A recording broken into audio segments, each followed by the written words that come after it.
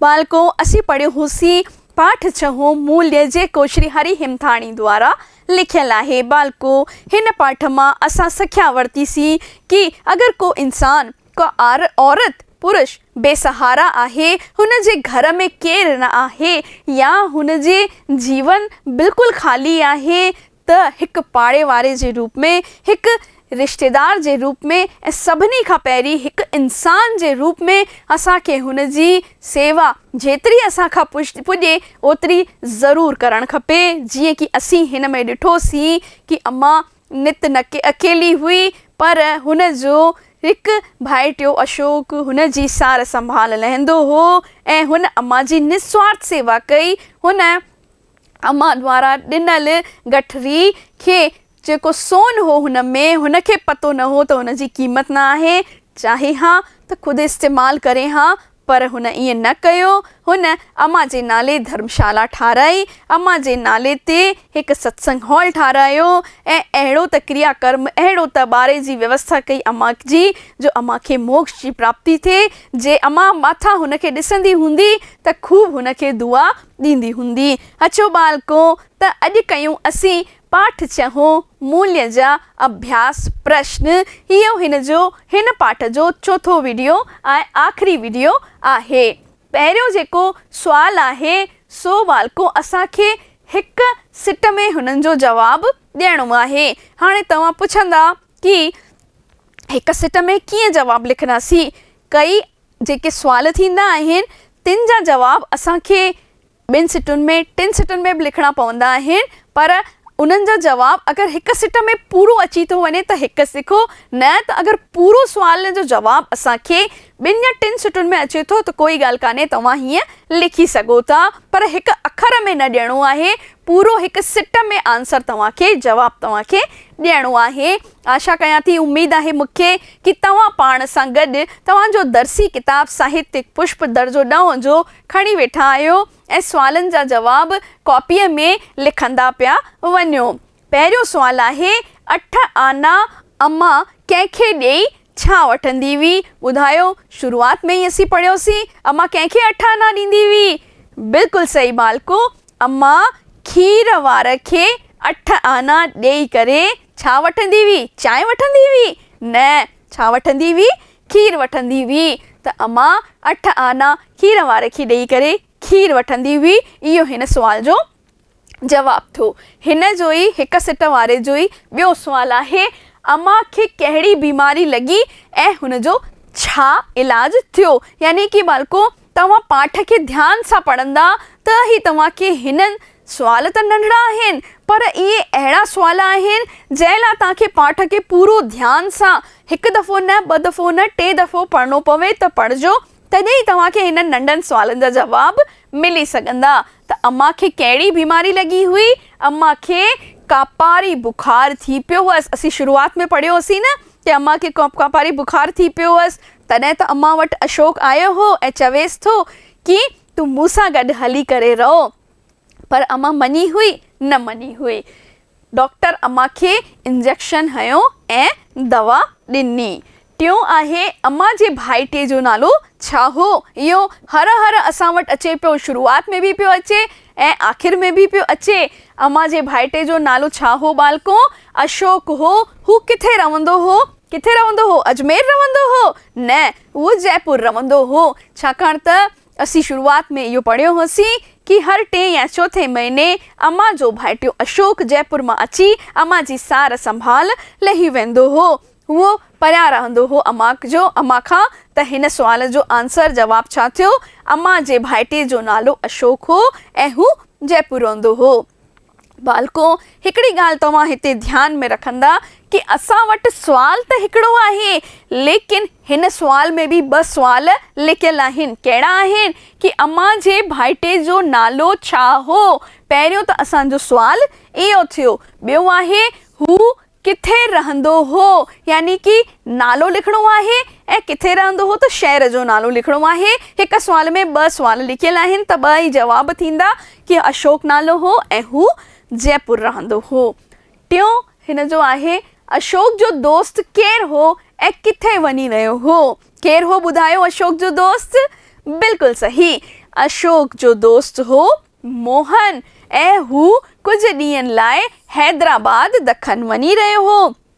ॾिसो हिन में बि असीं जेको आहे 2 सुवाल ॾिसंदासीं कि हिकु त अशोक जे दोस्त जो नालो लिखिणो हो असांखे ऐं ॿियो आहे कि हू किथे वञी रहियो हो यानी जॻह जो नालो लिखिणो आहे यानी केरु हो अशोक जो दोस्त मोहन हो ऐं हू हैदराबाद दखन वञी रहियो हो।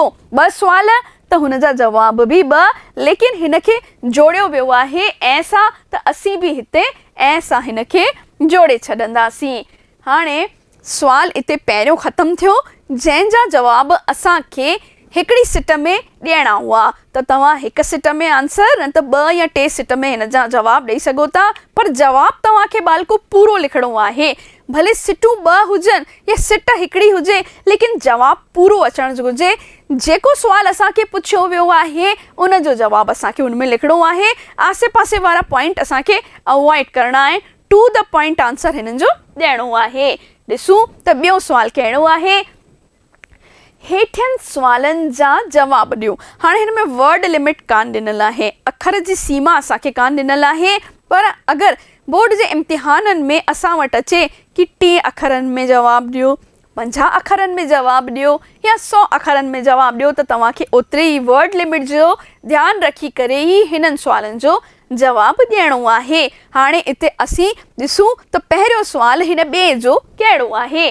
मूल्य कहाणीअ में अम्मा बाबति पंहिंजा वीचार लिखो यानी कि ही सॼी कहानी 6 जेको पाठ आहे मां तव्हांखे पहिरीं ॿुधायो हो बालको त हिन जी सिन्फ़ छा आहे।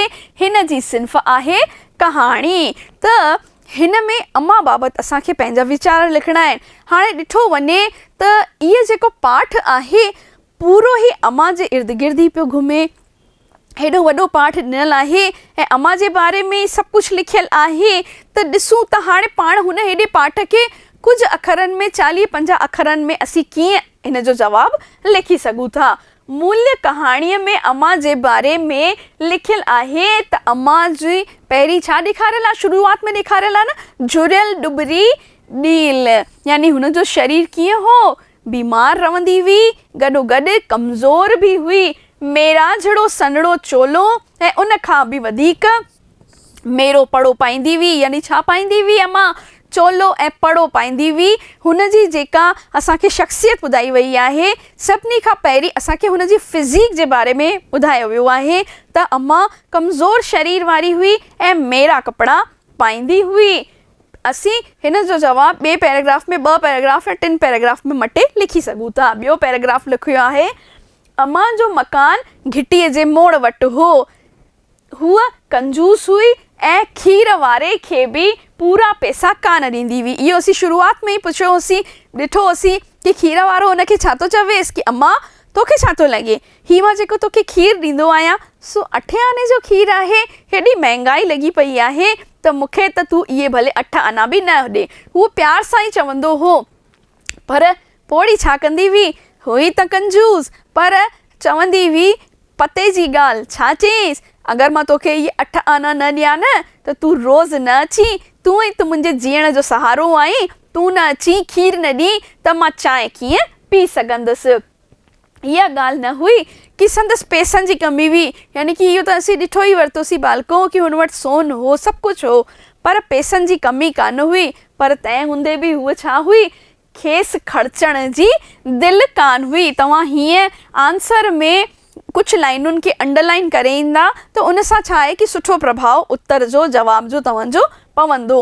त इन सां छा थो पतो पवे असांखे हीअं न हो कि अम्मा जी दिलि सुस्त हुई अम्मा वटि पैसो बि हो पर कंजूस हुई। हुन जो वीचार हो त कंजूसी करे ईअं अगरि हू थोरो थोरो बचाईंदी त हुन जे भविष्य में कमु ईंदो। त बालको हिकु हीअ ॿी ॻाल्हि असांखे मुख्य ॻाल्हि हिन में ॿुधाई वई आहे अम्मा जा वीचार पैसे जे प्रति हलणीअ जे प्रति। त अम्मा छा सोचींदी हुई कि अगरि मां थोरो थोरो करे ईअं बचाईंदमि न त उन में कंहिंजो फ़ाइदो मुंहिंजो ई फ़ाइदो आहे।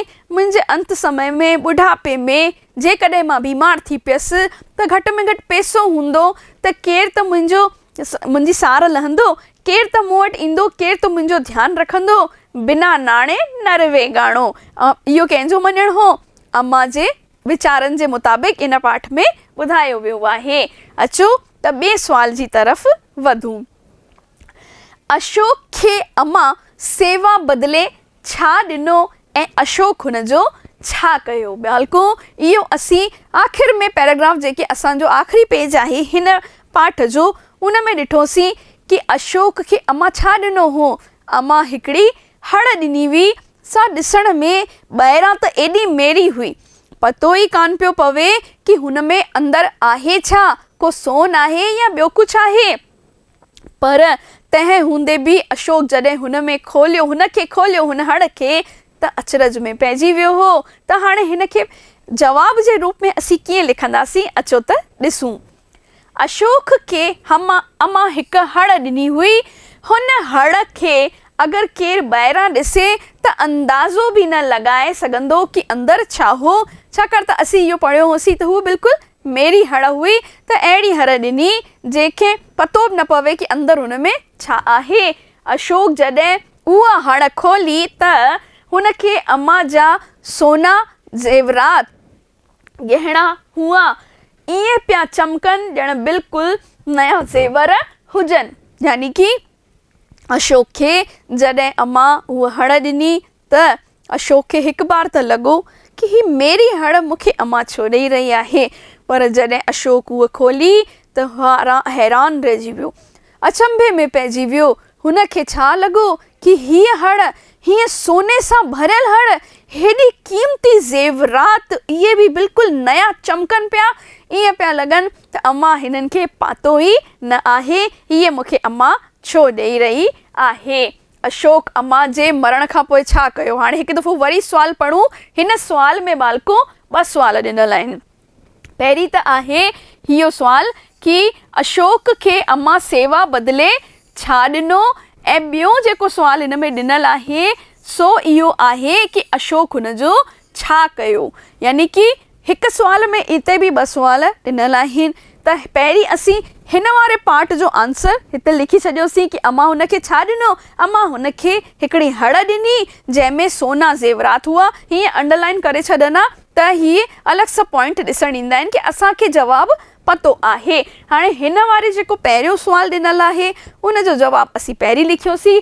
ॿिए जेको सुवाल हिन में लिखियलु आहे कि अशोक उन जो छा कयो, इहो असीं वरी ॿियो अॻिलो पैराग्राफ ठाहे करे लिखियो आहे कि अशोक अम्मा जे मरण खां पोइ ॿारहे जो क्रियाक्रम वॾी श्रद्धा सां कयो, भंडारो करायो ऐं अम्मा जे जाइ जे लॻोलॻ ॿी जाइ ख़रीद करे हुन जे नाले ते धर्मशाला ठहिराई ऐं पहिरें माले ते हिकु सत्संग हॉल अशोक अम्मा जे नाले जो ठारायो ताकि माण्हू जेके आहिनि सभु अम्मा खे यादि रखनि। त बालको हिन सुवाल जो जवाबु असांखे पूरो लिखी अचिणो आहे। ईअं न त बसि अशोक खे अम्मा हड़ ॾिनी ऐं हुनखे खोले ॾिठो त हुन में ज़ेवरात हुआ। ॿ जवाब ॾियणा आहिनि हिन में कि अशोक हुन हड़ जो छा कयो। अचो त टे सुवाल जी तरफ़ वधूं। मोहन अम्मा खे बाली शाहण जे भरोसे छो छॾे वियो ऐं संदसि सेवा कीअं थी? मोहन कहिड़ो? अशोक जो दोस्त हो। त अशोक जॾहिं ॾिठो कि अम्मा जी तबियत ख़राबु रहंदी आहे, ॿुढी थी वई आहे, त मोहन खे पारत कई कि तूं अम्मा जो ध्यानु रखजां। पर हिकिड़े ॾींहुं जॾहिं मोहन खे वञिणो पियो त मोहन छा कयो? बाली शाहण खे हुते विहारे वियो, छाकाणि बाली शाहण ज़रूरतमंद औरत हुई ऐं मोहन वटि ईंदी बि हुई कि मूंखे कम जी ज़रूरत आहे, मूंखे पैसे जी बि ज़रूरत आहे, मूंखे थोरा पैसा ॾींदा त मां कोई बि कमु करे वेंदसि।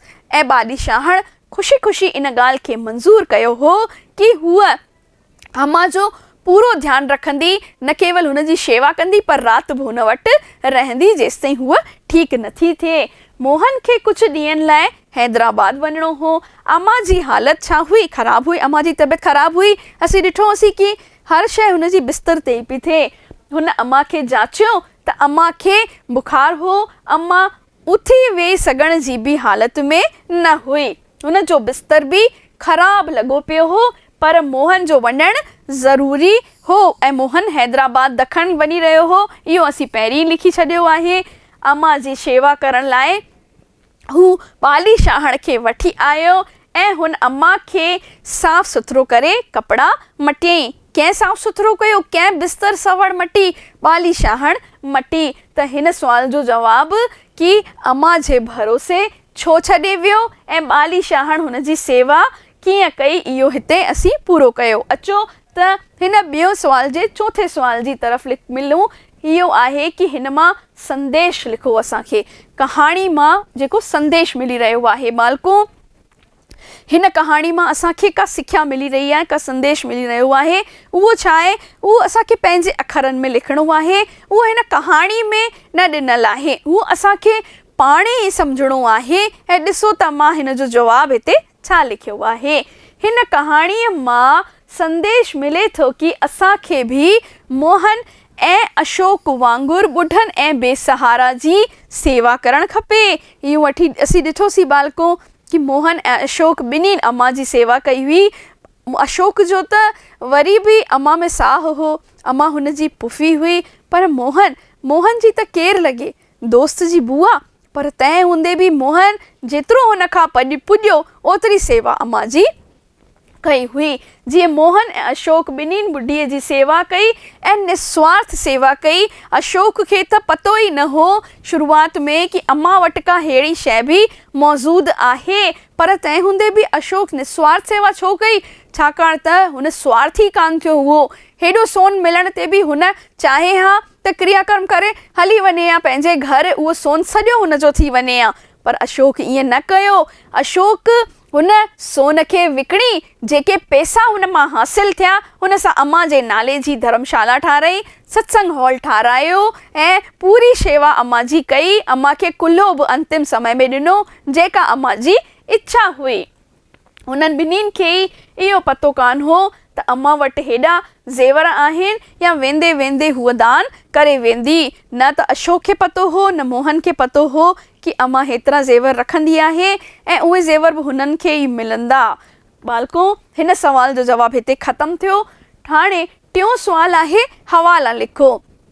बालको, हवाला छा थींदा आहिनि? हवाला थींदा आहिनि, ही ॾिसो पहिरियों हवालो पहिरीं ॾिसूं पोइ सम्झूं। अमड़ भॻवानु अलाए कंहिंजे भाॻे थो ॾिए। हाणे पहिरीं असांखे ॾिसणो आहे, यादि करिणो आहे कि असां इहे जेके लाइनूं पढ़ियूं आहिनि, इहे जेके सिटूं पढ़ियूं आहिनि न, इहे असीं किथे पढ़ियूं आहिनि त इन पाठ जूं ई। त इन करे तव्हांखे छा करिणो आहे, पाठ खे ध्यान सां पढ़णो आहे बालको। ईअं पढ़णो आहे कि तव्हांखे हिन कहाणीअ जी हर हिकु लफ़्ज़ कंहिं ॻाल्हायो, कंहिं वक़्तु ॻाल्हायो, छो ॻाल्हायो, कहिड़े संदर्भ में ॻाल्हायो, सो तव्हांखे हिकु सेंटेंस पढ़ंदे ई यादि थी वञे। त इहो तव्हांजे हिन पाठ जो ई हिकु सेंटेंस आहे। हिन जो जवाबु, हवाले जो जवाबु कीअं लिखंदासीं? सभिनी खां पहिरीं तव्हांखे मां ॿुधाए रखियो आहे, तव्हांखे छा लिखिणो आहे। हीअ सुंदर सिटूं असांजे दर्सी किताब साहित्यिक पुष्प दर्जो 10 पाठ 6 जे कहाणी मूल्य मां वरितल आहिनि।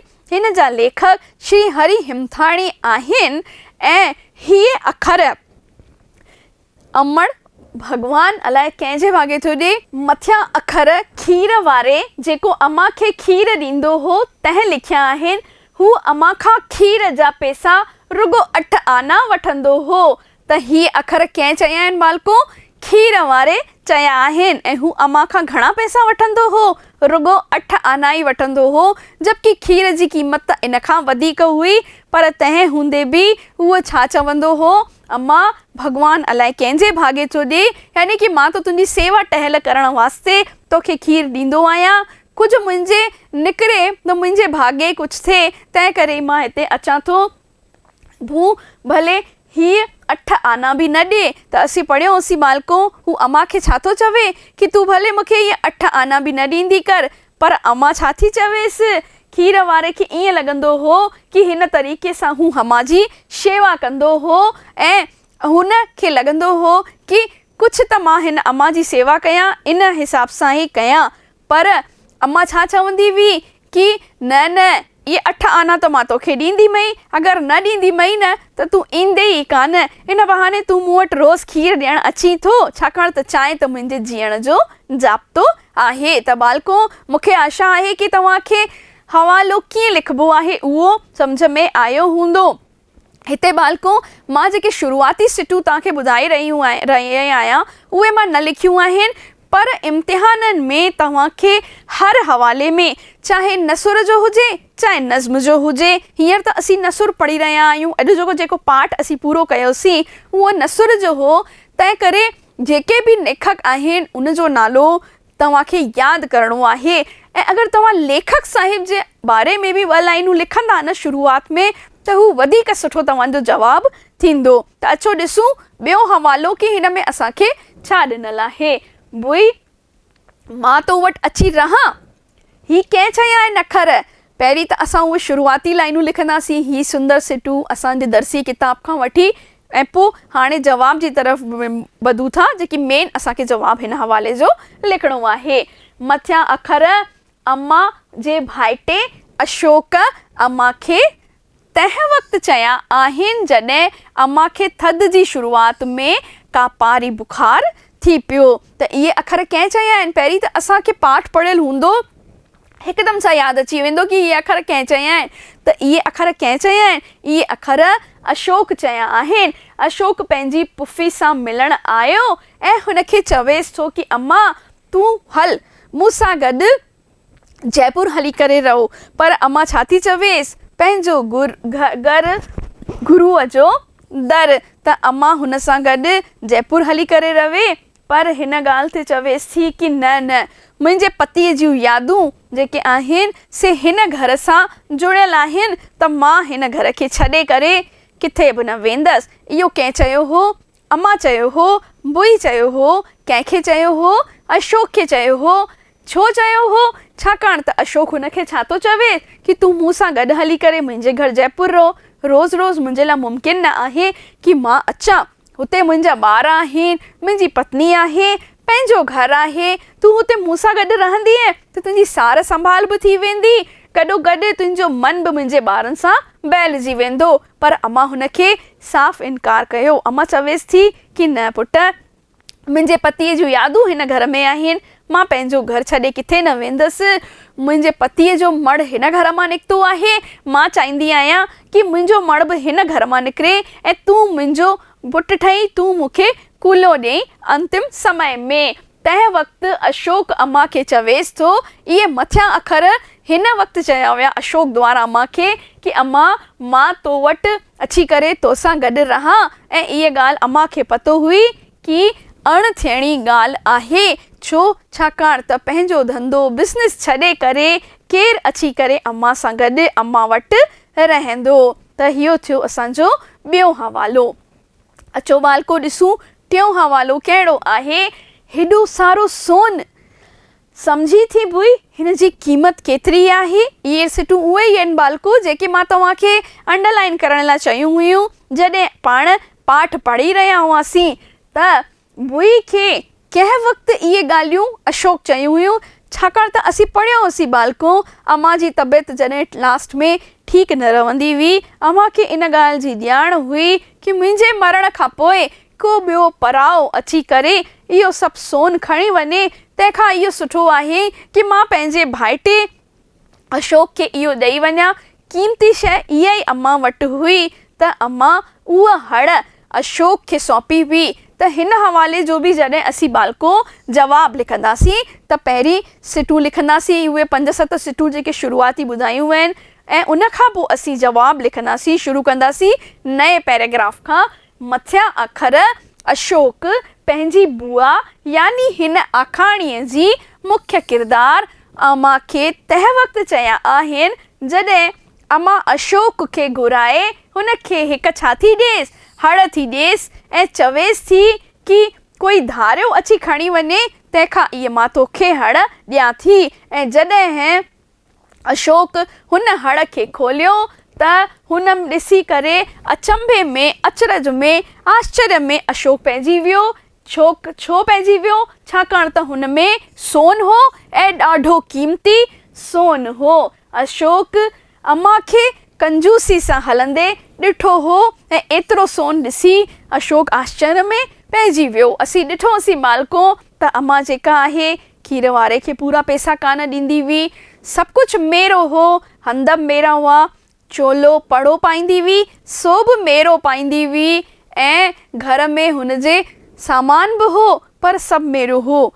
हेड़ो की हंधि मेरा सवड़ बि मेरी, किनो हो सभु कुझु, यानी कंजूस हुई।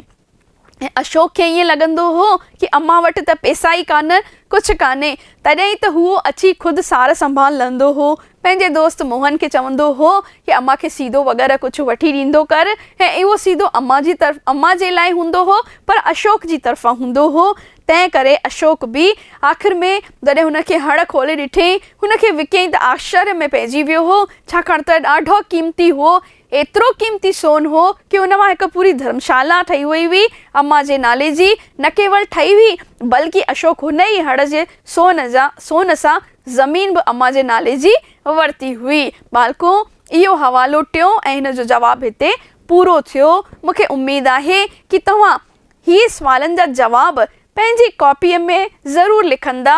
इहो हिकु महत्वपूर्ण पाठ आहे, कहाणी जे रूप में आहे, तव्हांखे ज़रूरु सम्झ में आयो हूंदो। मिलूं था अॻिले वीडियो में, तेसीं ताईं नमस्ते।